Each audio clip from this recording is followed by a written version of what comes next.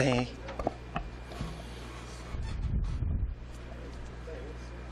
Ei, teste áudio. Só pegar uma aguinha, só peraí, moçada. Ei, teste áudio, ok? Coletivo Palmeiras, 1, 2. Câmeras ok, gente?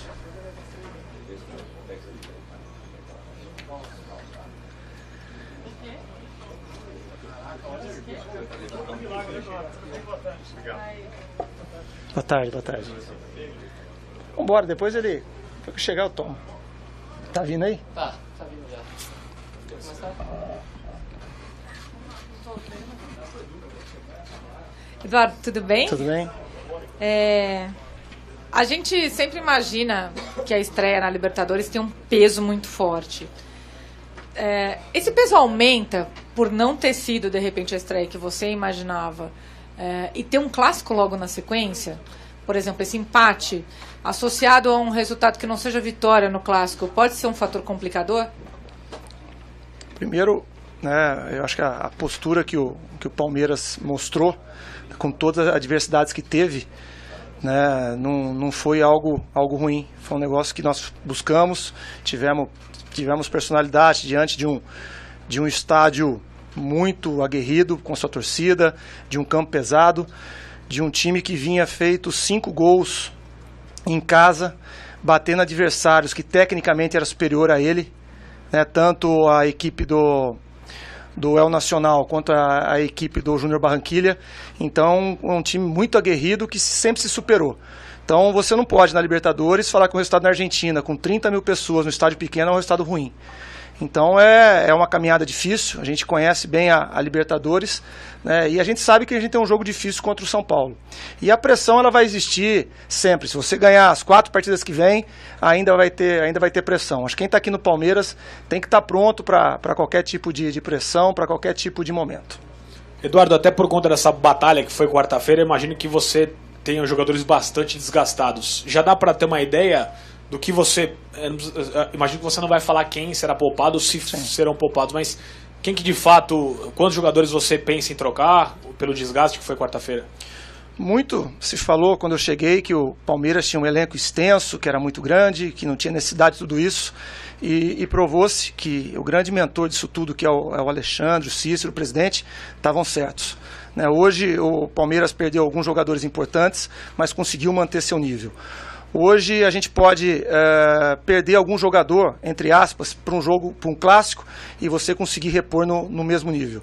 O Palmeiras não tem um time, o Palmeiras tem um elenco muito forte, e é nisso que a gente vai trabalhar. A gente sempre procura colocar em campo aqueles que estiverem no seu melhor momento, na sua melhor condição. E é isso que nós vamos fazer amanhã. Se tiver algum jogador que foi titular, que não nos der segurança, nos oferecer uma tranquilidade de colocar que ele vai dar o seu melhor, né, nós temos jogador no mesmo nível para suprir tudo isso. Eu imagino que esse ano você vai responder muitas perguntas a respeito de certos jogadores. Eu queria saber de você sobre o Guerra.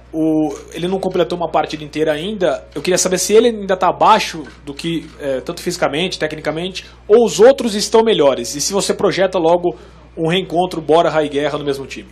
Olha, o Guerra está buscando, lógico que a gente sempre fala que para o jogador estar no melhor nível, é bom ele estar jogando.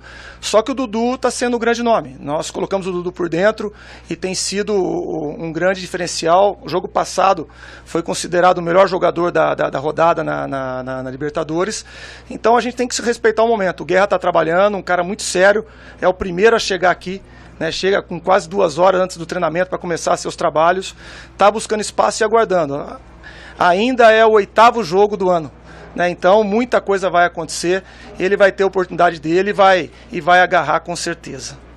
Eduardo, falando um pouquinho desse encontro, né, é um encontro de um dos melhores ataques contra, né, o São Paulo, que tem ali, né, um time que sofre muitos gols, né? O Palmeiras tem uma das melhores defesas também. Como é que você olha esses números aí? Como é que dá para tirar vantagem do lado, né, do Palmeiras em cima do São Paulo? O São Paulo é uma equipe muito qualificada, é uma equipe organizada pelo Rogério, é uma equipe que vem fazendo gols, além dos gols, criando oportunidades, né, e a gente tem que estar atento a isso. Né, mas o Palmeiras também. O Palmeiras não fez o número de gols que o São Paulo fez, mas está chegando muito próximo. Tem um número de gols bastante alto, tem sofrido muito poucos. Acho que é o melhor saldo de gols, né, da competição. É um jogo grande que você tem que estar concentrado.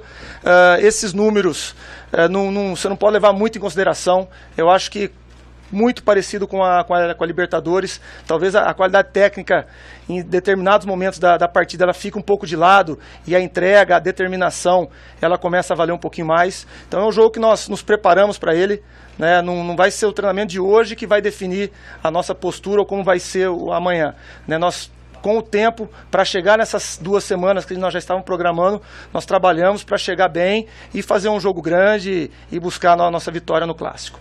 Agora, eu queria que você falasse um pouco da defesa, né? O Palmeiras tem uma das melhores defesas da competição e nesse jogo pode ser que aconteça uma escalação do Mina com o Vitor Hugo, que seria a defesa principal. O Edu tem se destacado, mas os dois começaram a temporada como titulares. O Vitor está suspenso e o Mina porque não jogou a última. Queria que você falasse um pouco da força da defesa do Palmeiras.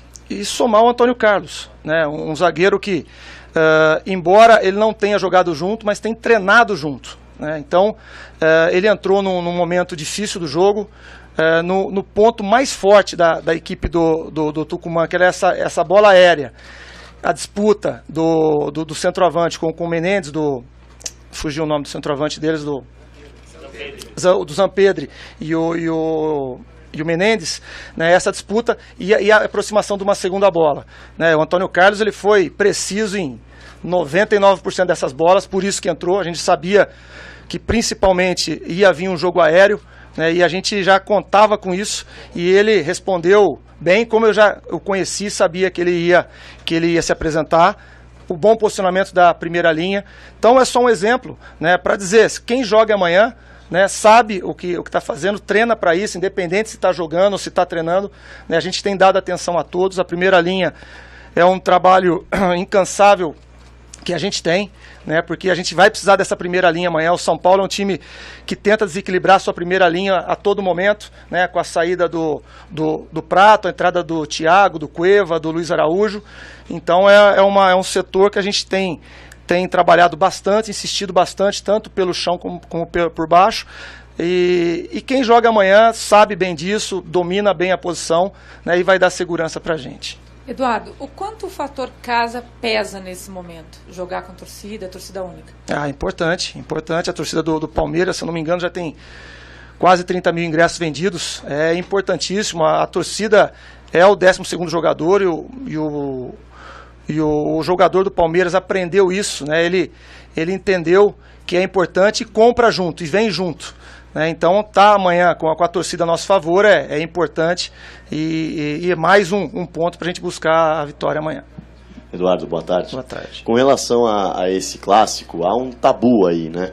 Dentro do Allianz Parque foram 3 jogos, 3 vitórias do Palmeiras, 4-0, 3-0 e 2-1. Esses números entram em campo, você chega a usá-los com o elenco, com o grupo, esse tipo de coisa? Não, eu acho que tabu fica mais para o torcedor, fica mais para a mídia. Nós temos que ganhar amanhã, né? Nós precisamos dessa vitória até para nos dar uma tranquilidade dentro do campeonato, para a gente poder, né, olhar para o jogo de quarta-feira com mais carinho, né, para poder também começar a definir nossa situação na Libertadores, como nós já estamos definindo no Paulista. O São Paulo vive um outro momento, né, o Palmeiras também é um outro momento, e a gente tem que encarar assim, estudar bem o Palmeiras, e lógico, se puder, se nós ganharmos e conseguir manter o tabu, excelente. Com relação ao Vitor Hugo, queria fazer uma pergunta um pouco mais específica. Tem sido notado um comportamento dele um pouco diferente em campo, um pouco mais afobado, às vezes até com relação ao comportamento, né? Ele deu aquela cotovelada que ele chegou a pedir desculpas, nem ele mesmo entendeu. Ele está com alguma coisa que está mexendo com ele, tem trabalhado, conversado com ele. O que tem de diferente no Vitor Hugo que está fazendo ele ficar um pouco mais afobado do que o normal, às vezes até mais nervoso do que o normal? Foram 2 situações esporádicas, não vejo ele nesse momento, né? Foram 2 situações contra o Corinthians, né, que os dois, um provocou o outro, né? Na verdade só apareceu ele dando a cotovelada, mas o jogador do Corinthians também o provocou, ele não poderia ter entrado na provocação, errou, né? E no jogo, né, teve um erro de cálculo, né? Principalmente no segundo lance, onde ele poderia, né, só atrasar o jogador, não era um jogador que ia virar e ia sair em velocidade, mas erros acontecem, a gente conversa, a gente corrige erro, mas não vejo ele, esse jogador afobado, nervoso, pelo contrário, foi chamado pelo Tite para a seleção, é um jogador de seleção, campeão brasileiro, né, que errou em situações, em dias próximos, e aí pode levantar-se isso, mas não deixa de ser um zagueiro competente, rápido, consciente, técnico, né, como foi o ano passado e tá sendo esse ano. Eduardo, nós temos visto do lado do São Paulo um time que tem atacado demais, né? Cria 9, 10, 11 chances por jogo. E falam que vão tentar fazer a mesma coisa, mesmo jogando um clássico fora de casa, procuraram fazer isso contra o Santos na Vila. Como você encara isso? Quer dizer, um rival vem para querer atacar você dentro da sua casa. O Palmeiras promete assim mudar algum tipo de postura ou não? Ou vai ser um jogo bom dos dois times atacando o tempo todo? O Palmeiras ataca também. O Palmeiras, com um jogador a menos na Argentina, nós criamos 4 chances reais de gol. É um jogão clássico, duas equipes grandes que procuram gol. O Palmeiras, a gente sempre passa que sem a bola é importante se defender, né? Não se preocupar só em atacar. Você tem que, sem a bola, ter a consciência que todos marcam, cada um com a sua parcela de responsabilidade, mas todo mundo marcar, e com a bola vai atacar. Então a gente espera um grande jogo, né? Espero que o torcedor que compareça veja uma grande partida amanhã. E me parece, neste momento, claro que você tem um problema na lateral direita. Porque o Jean, que é muito bom, acho que é indiscutível que ele é muito bom, ele parece estar sentindo um pouco a sequência de jogos. Todos os jogos 90 minutos, né? E na quarta-feira, por exemplo, não foi tão legal assim a participação dele. E o Fabiano, como é que você conta com ele? Dá já para o Clássico amanhã ou ainda não? Você está pensando em outras alternativas? Chegou a treinar com o Thiago Martins, né? Também fazendo ali a função. Como é que você está avaliando? Primeiro, eu não concordo quanto ao Jean. O Jean fez um grande segundo tempo, né? Lá na Argentina, a gente com um a menos, né? Ele teve dobra toda hora em cima dele e ele conseguiu marcar bem e conseguiu chegar, né? Um dos passes para quase um gol de cabeça do Dudu foi dele, né? E a bola saiu, ele estava marcando. Então, o que a gente procura é poder achar uma peça, um atleta, para você poder descansá-los em alguns momentos. Mas eu não concordo que ele não esteja bem, pelo contrário. Fez uma grande partida, principalmente no segundo tempo, onde a gente foi mais exigido. Nós perdemos ali o Thiago Santos e o Felipe no meio do jogo, cansaram um pouquinho, pararam de fazer algumas coberturas, até por ordem nossa, para não desproteger o meio, e ele apareceu. Então a gente procura, o Thiago Martins era uma opção. A primeira opção, depois do Jean, é o Fabiano, que vem de lesão, né, tá já bem evoluído. A gente vai estudar hoje para ver como é que a gente faz, dependente de como está o Jean, né? E o Thiago Martins era um teste que a gente fazia, porque se a gente perdesse o Jean, era a opção que nós tínhamos. Mas agora com o Fabiano vinha num momento bom, né? Com a lesão atrasou um pouquinho, mas já está chegando numa boa situação. Aproveitando, Eduardo, você conta com o Fabiano já para esse jogo, e o Tietê, você acabou não conseguindo levar para a Argentina, mas amanhã já é uma partida para ele começar jogando, ou ele ainda precisa ganhar alguns minutos antes de sair de titular? Assim, decidir se ele vai entrar jogando, nós vamos decidir agora no treinamento, mas ele já tá pronto. Lógico que o jogador, para atingir o seu auge físico, né, ele precisa, né, de jogo, mas ele já está, né, no ponto para iniciar uma partida. Nós poderíamos ter até levado ele para a Argentina, mas a gente ia perder um tempo precioso de treinamento. Nós preferimos deixá-lo aqui. Ele se preparou, teve uma preparação técnica e física especial para ele poder jogar esse jogo aqui, né? Então a ideia é começar com ele. A gente vai estudar algumas coisas, mas a ideia é já iniciar e dar ritmo para ele, que é um jogador que, quando se machucou, vivia um grande momento. Eduardo, aqui. Oi. Você, semana passada, depois do jogo contra o RB, né, falou algumas coisas em relação ao Atlético Tucumã, e realmente o que você falou naquela entrevista depois do jogo contra o RB aconteceu, né? Aquelas bolas pelo meio. Você falou também do Dudu, que queria explorar o Dudu em mais de uma posição, ele até acabou jogando um pouco pelo meio ali enquanto pôde. Sim. E depois do jogo contra o Tucumã, você enalteceu até o fato do seu time entender o que é a Libertadores, né? O que está acontecendo com a equipe. Como é que se dá esse entendimento? Assim, por que você foi tão categórico nessa afirmação? O que os seus jogadores te corresponderam, que mostram que eles entenderam o que você quer e o caminho é esse? Olha, a gente foi com uma proposta para Tucumã para vencer o jogo, né? E começamos os primeiros 18 minutos no lance da expulsão do Vitor. Foi um lance de gol, claro, com o Borja, né? Infelizmente o goleiro defendeu.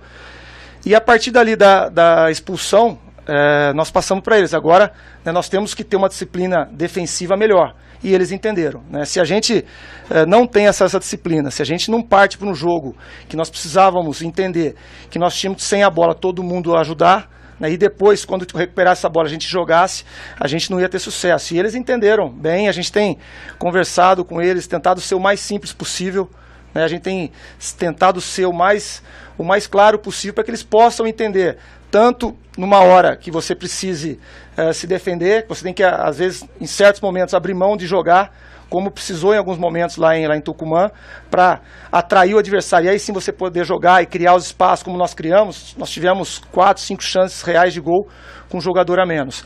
Então é o dia a dia, trabalhando com eles, conversando individual, em grupo, para que eles possam entender.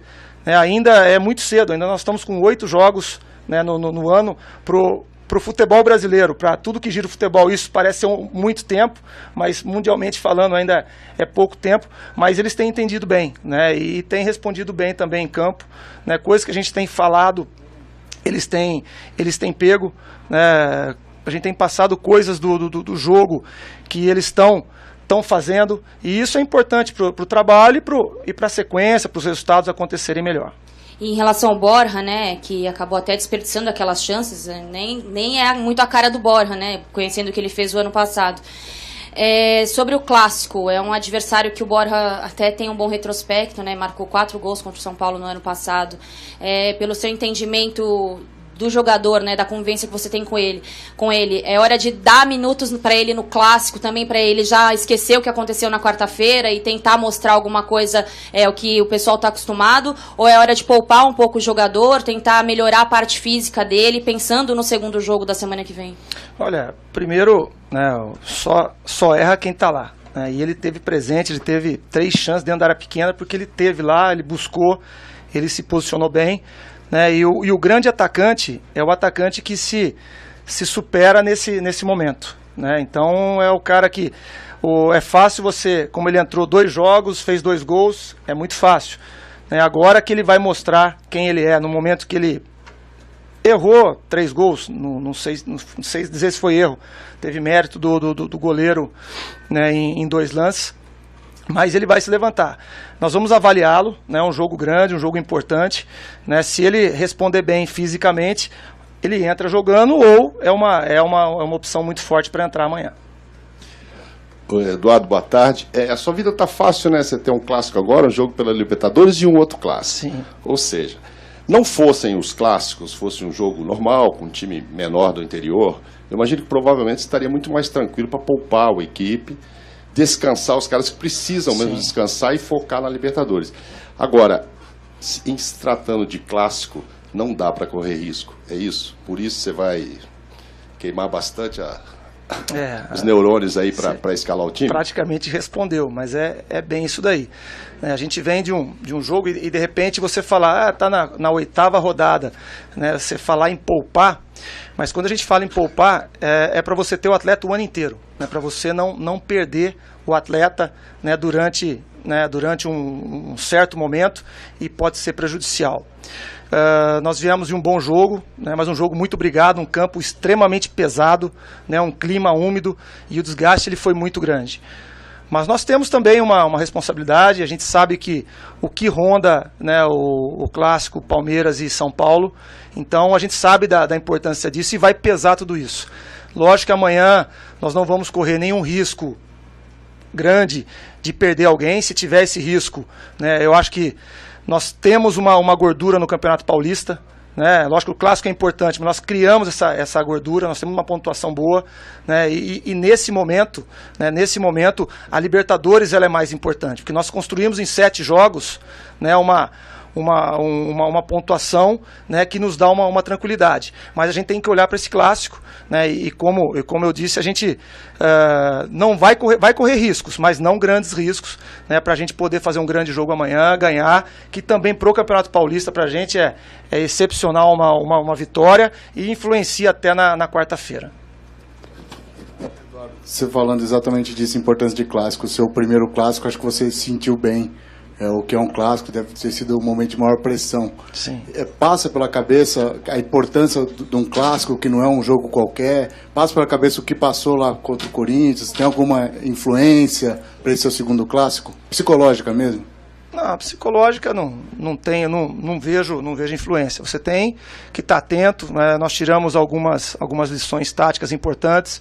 Eu acho que nós conseguimos corrigir muitas delas, né? A gente, depois do clássico, nós evoluímos, né? Principalmente na nossa postura de jogar, principalmente a postura ofensiva, de ser um time mais incisivo, de ter essa bola mais no chão. Nós conseguimos melhorar bastante nisso. Isso nós procuramos corrigir e a gente espera, no outro clássico, poder colocar, né, todo o aprendizado para a gente poder ser vencedor amanhã.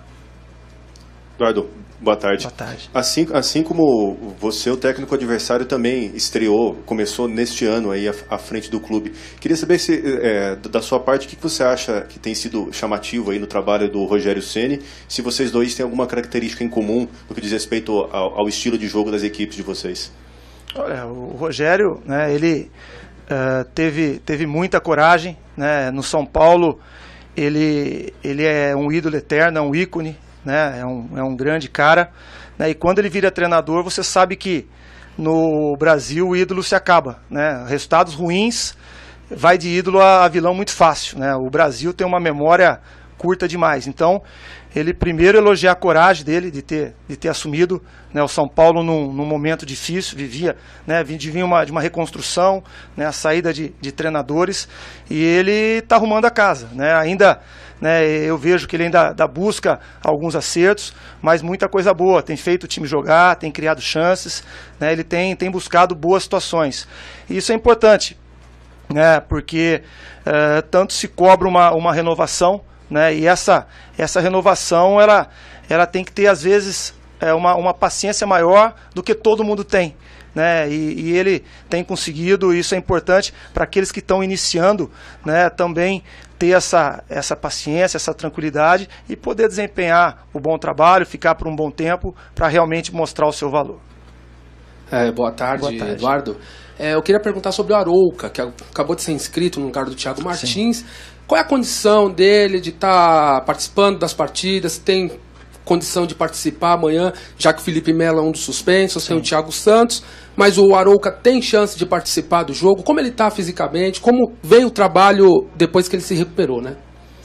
Olha, nós levamos ele era uma opção imediata ou para o Felipe ou para o Thiago, então nós enxergamos ele numa condição boa. Lógico que precisa jogar, né? Ele tem que jogar, ele tem que voltar a jogar, quer dizer, ele tem que começar a jogar, na verdade, né? Infelizmente ele sofreu uma cirurgia muito cedo e ainda não pôde estrear, mas numa condição boa. Se a gente puder e quiser contar com ele amanhã, lógico que a gente tem que medir que talvez ele não suporte os 90 minutos, mas está numa condição de jogar o seu futebol, de desempenhar bem até o tempo que ele suportar. Eduardo, boa tarde. Boa tarde. Chegando esse clássico, pelo menos os torcedores falam muito do duelo entre o Prato e o Borja, né, que são dois jogadores que chegaram valorizados tanto aqui quanto no São Paulo. Mas nesse início de temporada, um jogador que tem se destacado muito no São Paulo é o Luiz Araújo, que tanto defensivamente, que é um cara que faz muito a marcação-pressão, dos líderes de desarme do time, quanto ofensivamente. Você, que já deve ter visto N jogos do São Paulo para definir a estratégia do São Paulo para o clássico, considera o Luiz um jogador que vai merecer uma atenção especial de vocês?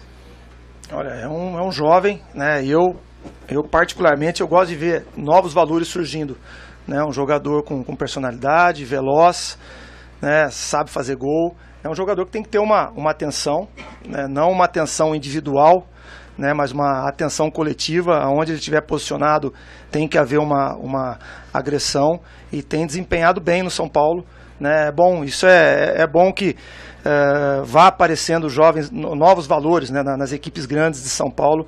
Isso é muito importante para o futebol brasileiro. Eduardo, tudo bem? Tudo bem.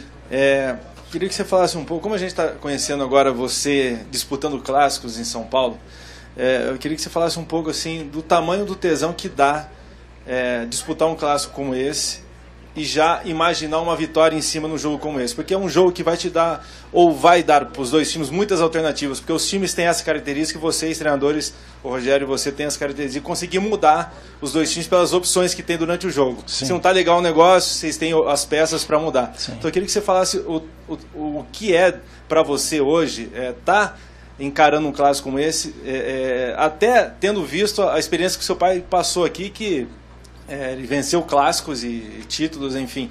O que você acompanha hoje está vivendo, um pouco desse tesão que você está sentindo. É gostoso, é um jogo que tem um clima diferente. Nós estamos vindo de um momento bom, né? Nós estamos vindo de 2 vitórias no Paulista, né? Um empate na Argentina, que embora nós fôssemos buscar, a gente tinha ido buscar uma vitória, mas da maneira como aconteceu, de você jogar aí 72, 73 minutos com um jogador a menos, né, vem de um ambiente bom, um ambiente positivo. E você chegar num clássico bem contra o São Paulo, que também vive um grande momento, a expectativa de fazer um grande jogo. Eu gosto de participar de grandes jogos. Né, grandes jogos que eu digo os dois times jogando, criando alternativas, né, muitos gols, espero não levar e fazer. Né, então é muito bom você estar numa equipe grande enfrentando outras equipes grandes com times que pensam ou leem o jogo de uma maneira muito parecida. Vou fazer mais uma, sair um pouquinho do clássico agora. É uma reportagem que a gente está fazendo a respeito da volta do Bruno ao futebol, o goleiro Bruno do Flamengo. Sim. Você fica à vontade se quiser responder ou não. Se não quiser, não vai entrar, obviamente. Mas a gente está perguntando para vários profissionais, treinadores e jogadores, como que eles estão vendo esse recomeço do Bruno depois do problema que ele enfrentou na justiça e ele voltando ao futebol. Ele tem um gás ainda para o futebol, ele tem idade para isso. Mas diante de tudo que ele passou, ele voltar à sociedade e reconstruir a carreira, mostrar que ele tem talento ainda. Queria que você falasse um pouco sobre isso, se possível, para a gente. Não, eu não queria falar sobre isso, não. Você me desculpa, se quiser fazer outra pergunta. Não, beleza. Tá bom.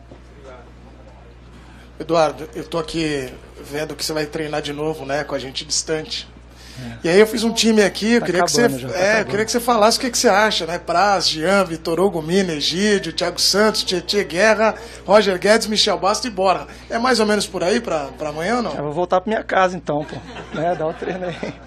É que a gente tá tentando. Time, o Palmeiras hoje, né? O Palmeiras hoje você consegue montar vários times, né? Depois você fala de novo que eu não peguei, quem sabe eu posso usar alguma coisa. Fala aí. Praz, Jean, Vitor Hugo, Mina e Egídio. Thiago Santos, Tietê, Guerra e Michel Bastos, Roger Guedes e Borja. Aí, claro que tem adaptação às linhas aí, né? Esse aí você vai no 4-1-4-1 ou no 4-2-3-1? Onde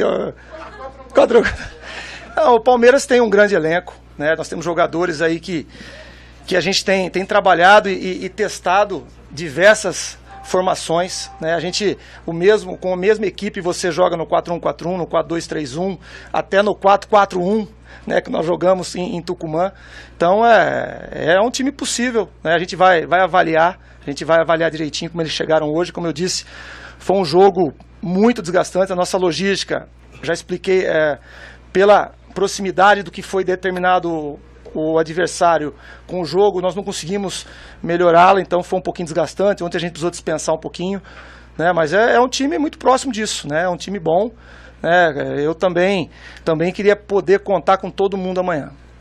Aproveitando esse gancho, Eduardo, exatamente pelo grande elenco que tem, você reconhece, você acha que vai demorar muito para você definir um time titular de 11 caras, porque você vai estar sempre tendo uma alternativa, um cara aqui, um cara ali, ou pelo menos 2, 3, você vai estar sempre mudando, ou você já tem na cabeça, lá no papelzinho, o time que você gostaria, que ainda não teve condição de entrar em campo? Eu espero ter essa dúvida o ano inteiro.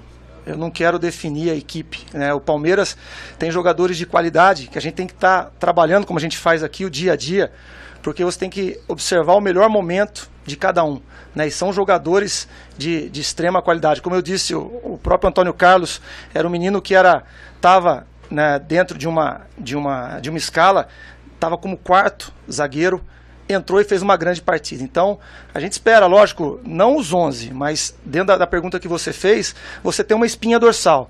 Eu acho que essa espinha dorsal eu já tenho, né? Se você observar bem as escalações desde o início, né, você vê que a gente tem uma espinhazinha dorsal, né, mas a gente tem que deixar, eu tenho que estar atento para deixar 2 peças ou 3 peças para você encaixar, para você, ou por estratégia, ou pelo momento que o jogador vive, né? Eu acho que o grande exemplo disso foi o Keno. O Keno é um grande momento, né? É um jogador que a gente vinha atuando, utilizando ele em jogos treino, ele veio crescendo, né? E num momento importante, ele teve a chance e agarrou a chance, né? Talvez se eu fixo um titular ali, eu não teria dado a oportunidade ao Keno. Então, repetindo, a espinha dorsal eu já tenho, né?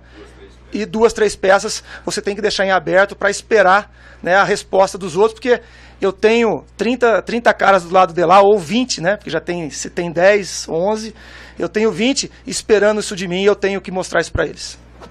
O Eduardo, você já falou sobre o Guerra, né? Sobre essa expectativa para ele jogar ou não. E muito se fala também, tem uma expectativa do Guerra atuar com Borja, né? Reeditar aquele dupla da Libertadores do ano passado, mas o Guerra, o ano passado, se eu não estiver enganada, ele passou por uma cirurgia pequenininha no joelho, né? Acabou alternando entre time titular e reserva.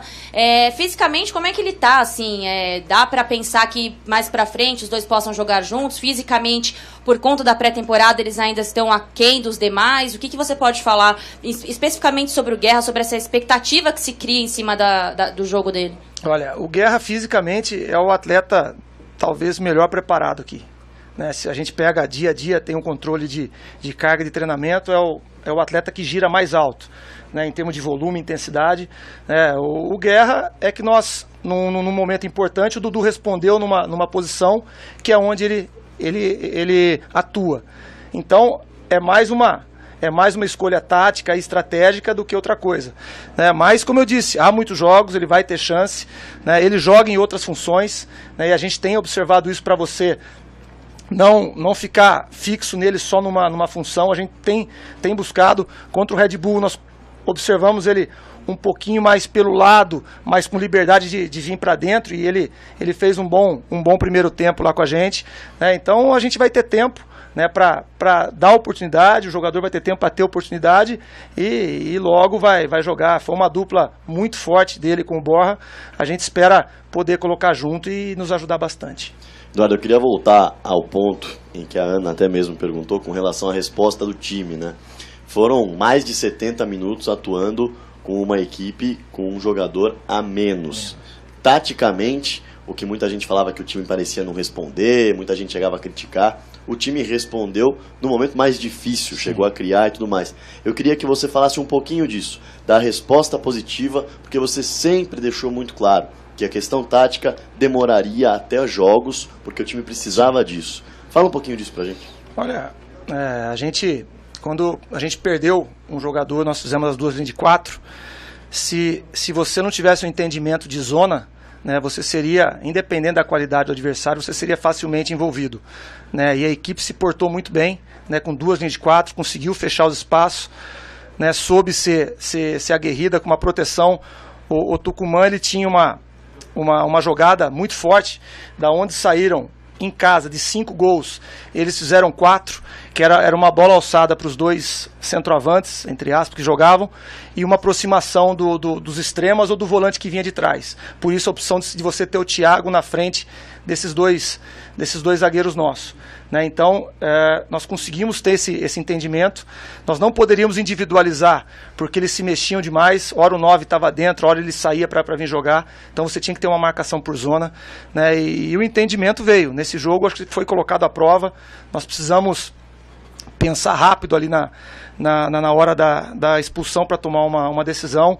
E a gente fica contente que a decisão, ao meu ver, foi acertada. Nós conseguimos continuar neutralizando o ponto forte do Tucumã.